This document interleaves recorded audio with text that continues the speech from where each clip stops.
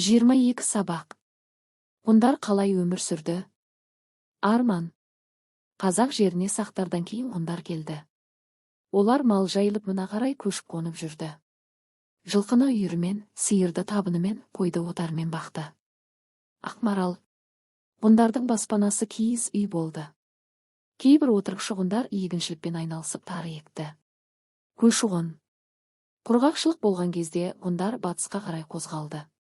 Олар Қазақстан аумағындағы жаңа жерлерге қоныс ауыстырды. Одан кейін Қара теңізден батысқа қарай жылжыды. Аттила. Ғұндардың ұлы билеушісі Аттила еділ еді.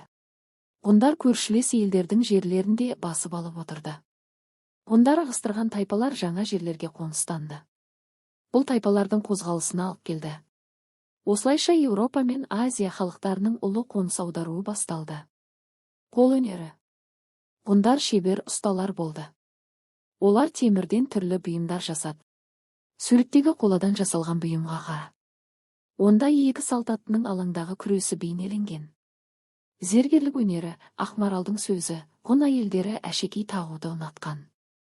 Олар күмістен және алтыннан жасалған зергерлік бұйымдар таққан.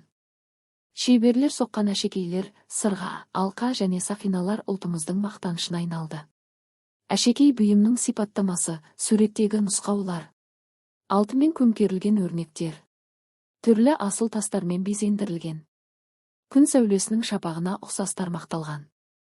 Сұрақтар мен тапсырмалар, ғұндар немен айналысқан?